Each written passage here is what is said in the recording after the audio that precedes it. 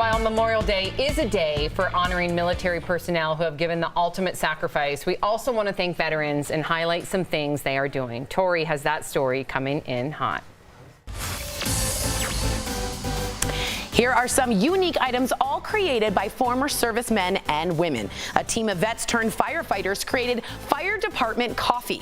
It comes in original or alcohol-infused flavors, and a portion of the sales go to military and fire service charities. Find it at firedeptcoffee.com.